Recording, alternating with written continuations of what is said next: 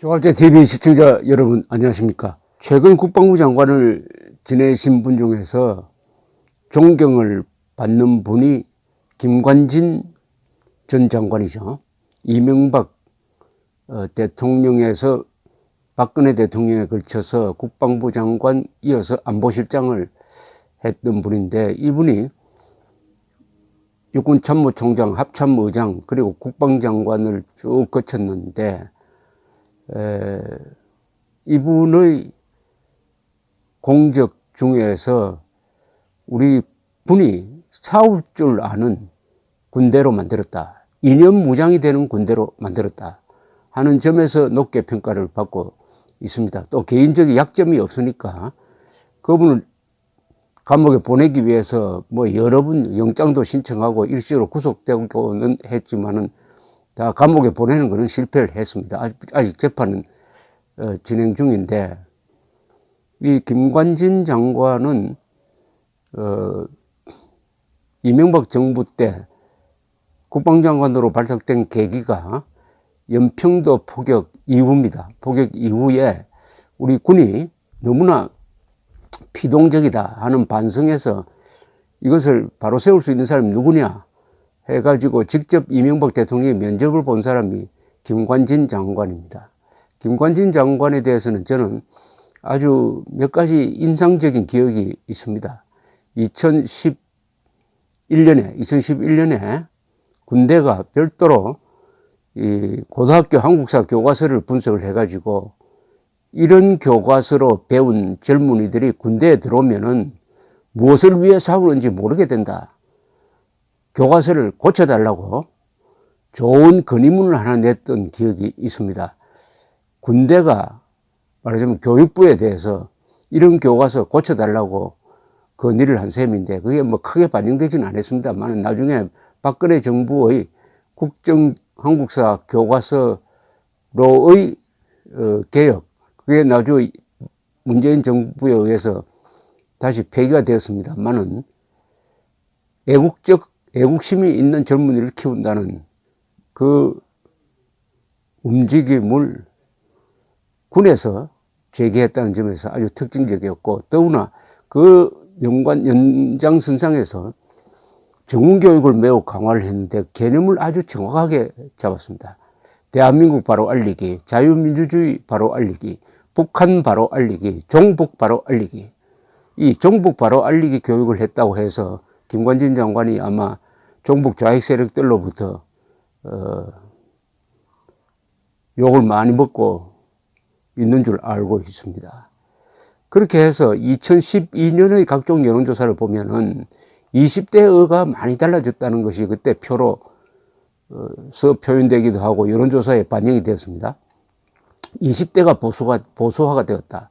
천안함 연평도 포격이 2010년에 있었는데, 그 연장선상에서 또 군교육을, 정훈교육을 철저히 하니까 20대는 군에 가기 전이거나 군대 가 있거나 군에서 나온 사람입니다. 군대가 아주 중심적인 역할을 하죠.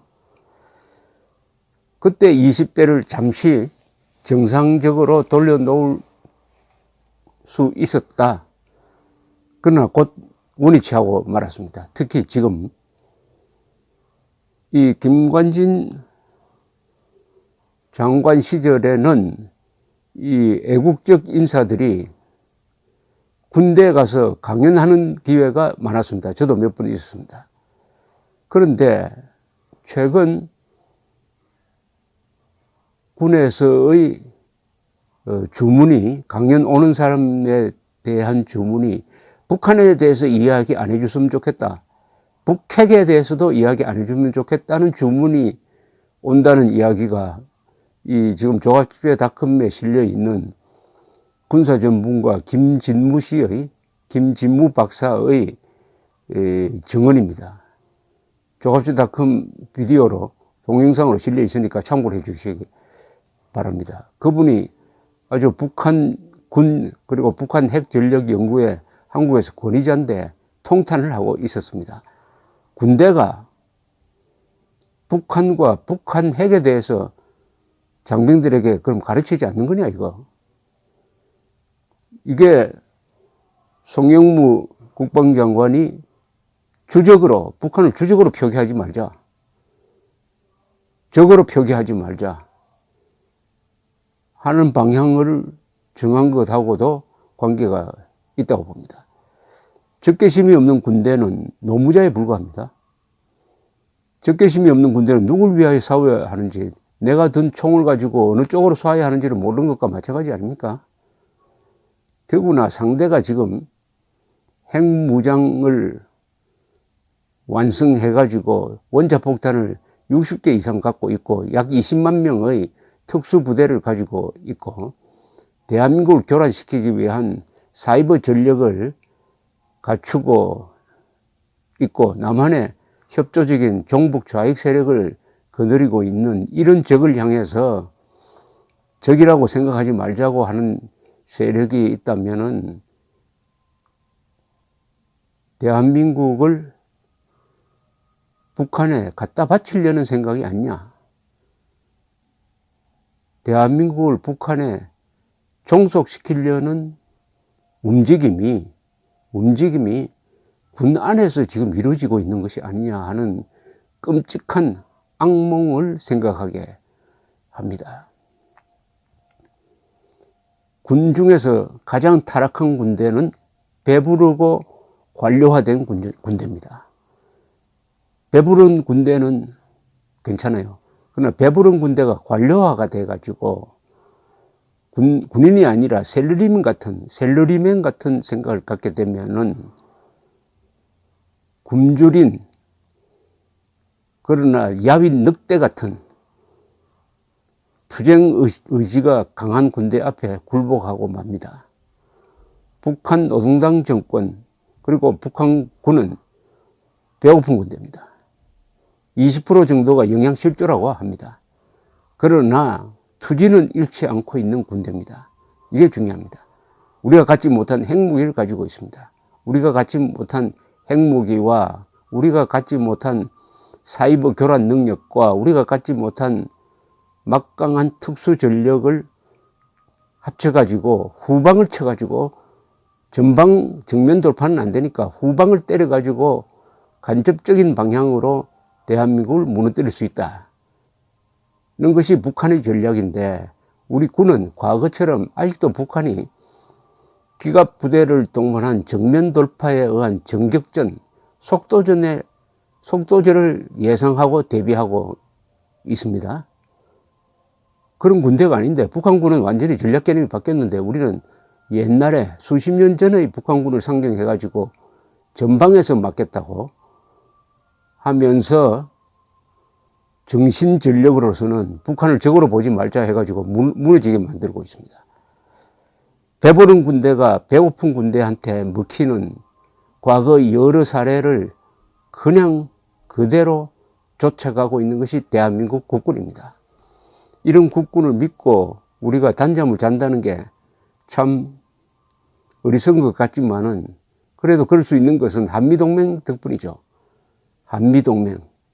북핵 문제에 대해서는 문재인 정권이 자신의 문제가 아닌 것처럼 방관자적 태도를 취하지만은 주한 미군 사령관, 미국이 자신의 문제로 생각하고 이렇게 고생해가면서 김정은을 상대하고 있는데 우리는 그 뒤에서 비웃고 있고 방해짓하고 있습니다. 그러나 국가 안보 외교에는 공짜가 없습니다. 지금 문재인 정권이 하고 있는 이 행동, 우리 국군이 하고 있는 행동, 우리 일부 국민들이 하고 있는 행동은 그게 다 미래의 업보가 되어가지고 반드시 돌아옵니다. 돌아올 때 그 나쁜 실수 또는 착오를 한 사람만 뒤집어서는 게 아니라 그런 사람들을 방치한 다른 사람들도 같이 당하게 될 것입니다. 오늘 우리가 하고 있는 것은 미래의 어떤 날을 준비하고 있는 겁니다. 미래는 오늘과 과거의 연장선상입니다. 그런 점에서 세계 역사를 되돌아보면은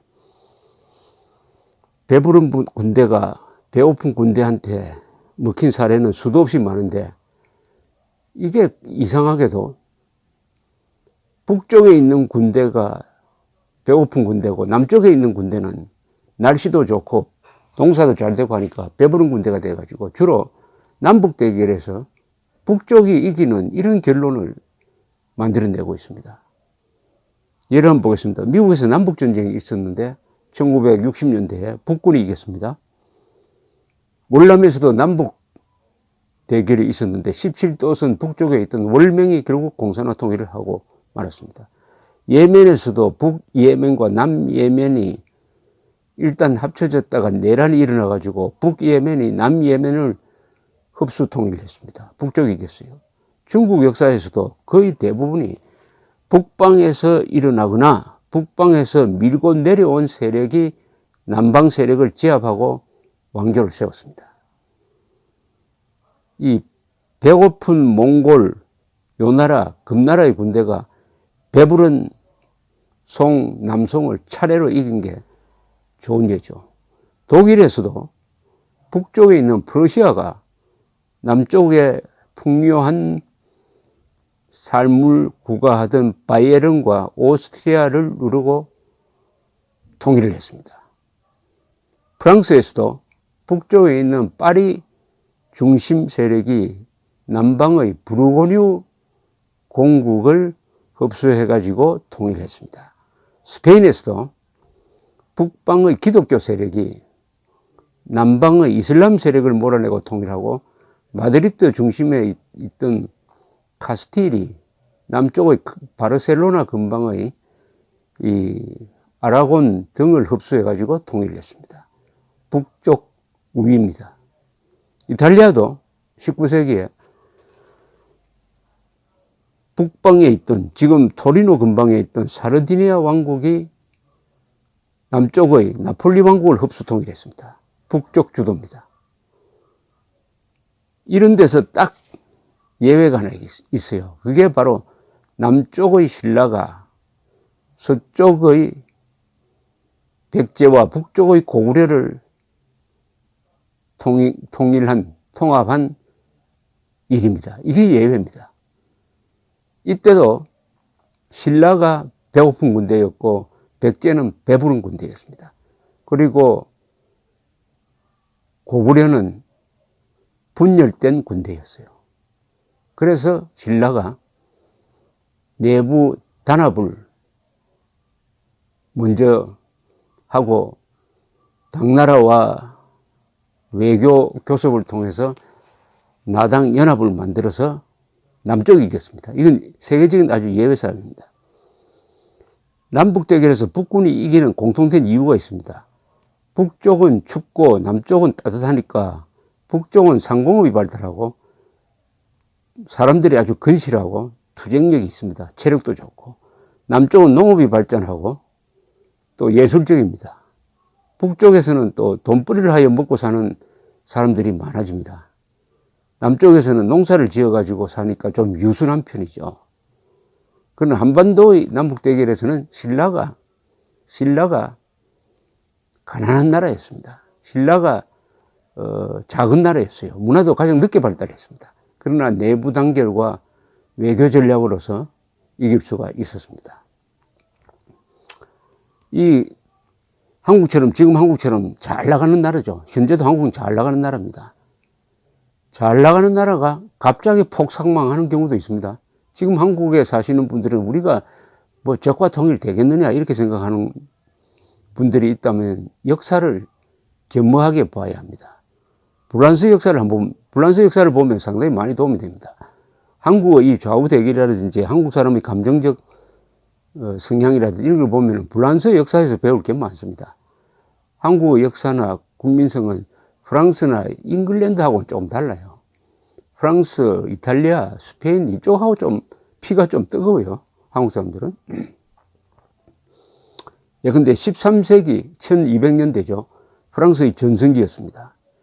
그 13세기 100년 동안에 프랑스의 국토는 3배로 늘었어요. 필립 아우구스투스 왕은 노르만 왕조가 다스리던 플랜테즈넷 제국의 프랑스 내 영토를 거의 다 흡수했습니다. 프랑스의 라이벌들은 고전하고 있었어요. 독일은 여러 왕국으로 분열되었고 지금의 스페인 땅에서는 아직 이슬람 세력이 남아 있었습니다. 서기 1300년 프랑스 인구는 약 2천만 명이었습니다. 서유럽 인구의 약 3분의 1이 프랑스 왕에게 충성을 맹세한 신민들이었습니다. 이 프랑스에서 건너간 노르만 전사들이 정복한 잉글랜드 인구는 프랑스의 약 4분의 1이었습니다. 당시 파리 인구는 23만 명. 유럽에서는 최대의 기독교 도시가 파리였습니다. 이슬람 세력이 다스리던 스페인의 코르도바가 인구 50만으로 그보다 더 컸습니다. 그러나 기독교 도시는 아니었죠. 파리에서 발전한 고딕 건축은 유럽 전역에 퍼져나가고 있었습니다. 이 시대를 대표하는 성당이 바로 파리에 있는 노트르담 성당입니다. 지었을 때는 유럽에서 가장 컸습니다. 파리 대학은 유럽 지성의 중심이었습니다.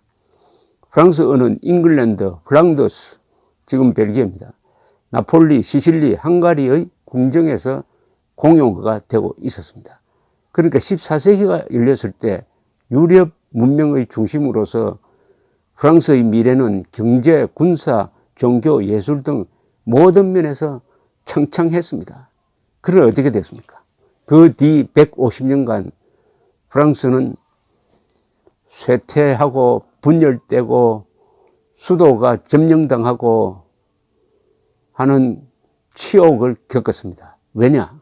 흑사병, 패스트가 번져가지고 인구의 3분의 1이 죽고 100년 동안 잉글랜드와 전쟁을 했습니다. 특히 이 활을 쏘는 궁수를 발전시킨 잉글랜드 군대는 프랑스 내에 있던 노르만 왕조 시대의 땅을 다시 찾는다는 명분으로 해가지고 침략을 해가지고 병력의 몇 배나 되는 프랑스의 기사군단을 곳곳에서 연폐시켰습니다. 한때 프랑스 수도가 점령당하고 왕은 포로가 되고 국가로서 존립이 의문시되기도 하였습니다. 그런데 외침을 당하면 사부된 사람들도 서로 뭉쳐야 되는데 불란서는 외침당했는데도 서로 내부 분열을 했습니다. 그나마 잔다르크가 나와가지고 기사회생의 계기를 만들었지만 잔다르크도 나중에 어떻게 됐습니까? 프랑스 사람의 배신으로 붙들려가지고 잉글랜드 진영으로 넘어가서 거기서 이단으로 몰려가지고 화형되고 말았습니다.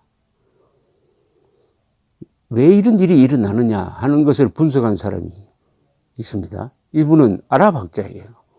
이번 칼둔이라는 아랍학자는 이 북아프리카와 중동에서의 전쟁, 국가의 흥망을 분석을 하고 이런 결론을 내렸습니다. 아사비아라는 용어를 만들어냈어요. 아사비아는 단합력을 뜻하는 겁니다. 아사비아. 이 아사비아가 강한 쪽이 이긴다. 그러면 아사비아라는 것은 어떻게 작동하느냐? 이 가난하면서도 투지가 있는 쪽하고 부자이면서도 단결력이 부족한 세력이 국경을 이루고 붙어 있으면은 자연스럽게 가난하면서도 잘 싸우는 쪽이 부자면서도 단결력이 부족한 세력을 치게 되어 있습니다. 북한이 대한민국을 지금 위협하고 있는 것도 이게 자연스러운 현상이다 이거죠. 그런데 인구는 적지만은 군사적 동원력이 강한 가난한 배고픈 군대가 이기는 경우가 더 많다는 겁니다. 세계사를 보면은 아까 제가 쭉 설명한 그런 경우입니다. 예컨대 북아프리카의 베르베르족, 중동의 아랍족, 동아시아의 흉노, 돌골, 몽골, 유럽의 게르만과 바이킹, 이 사람들이 배고픈 군대였습니다. 배부른 군대는 누구냐? 그리스, 로마, 중국의 한족 국가 등일 겁니다. 한국도 여기에 들어갈 겁니다.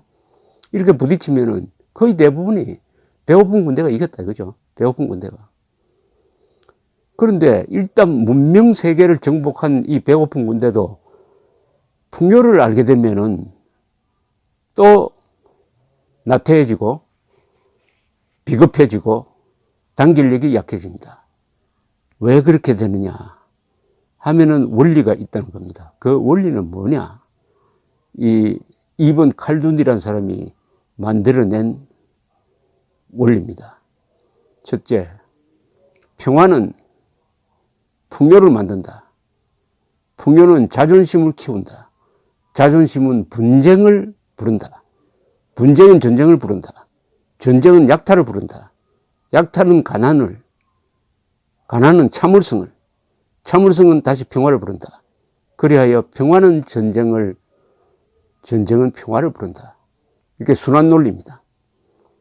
한국처럼 이렇게 부유하게 살면서도 불평불만을 만들어내고 양극화 선동하고 이런 나라를 헬조선이라고 저주하는 이런 분위기가 오래 가면은 자주국방 의지가 무너지고 해서 접경한 사나운 배고픈 군대의 침략을 불러들인다는 거죠.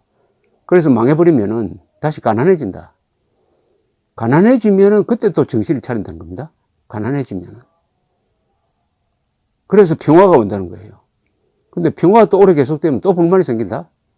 또 전쟁을 부른다. 이런 식으로 평화전쟁이 계속된다. 오늘날 한국 위기는 가난에서 나온 것이 아닙니다. 풍요에서 나온 겁니다. 풍요가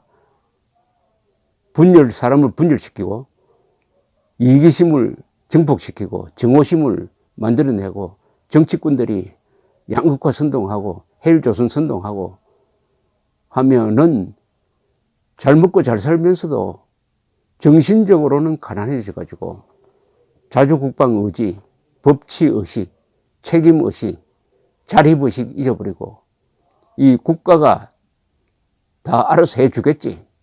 국가 의존형 인간이 되고 또 정권은 그런 식으로 국민 세금을 막 뿌려가지고 국가에 의존하는 인간들을 많이 만들어내면은 선거 때마다 그 사람들이 우리의 지지 기반이 된다라고 생각해가지고 더욱더 국민들을 타락시키는 쪽으로 공권력을 이용하고 세금을 써가지고 자립심과 자조정신이 없는 의탁형, 의존형, 노예적 인간을 만들어낸다. 그러면 그 결과는 어떠냐? 전쟁을 부르게 된다. 전쟁 부르면은 그런 타락이 또 정리가 된다. 그래서 전쟁을 하면 대충 북쪽의 강건하고 배고픈 군대가 남쪽의 부유하고 타락하고 비겁한 군대를 이긴다. 이게 역사의 하나의 법칙이다. 이 법칙이 지금 한반도에서 그대로 지금 적용되고 있는 듯 보입니다.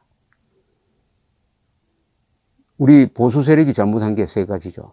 첫째는 공산주의는 절대 악이라고 가르치지 않았고, 자주국방을 가르치지 않았고, 한자를 제대로 가르치지 않아가지고 분별력이 모자라는, 어휘력이 부족한, 특히나 분별력 중에서 제일 중요한 누가 우리 편이고 누가 적이냐를 피와 구분을 못하게 하고, 군대까지 나와서 드디어 피와 식별 능력을 마비시키려고 하니까 이것은 국가적 자살로 가고 있다고 지금 진단하는 것이 과장도 아니고 정확할 것이라고 생각합니다. 감사합니다.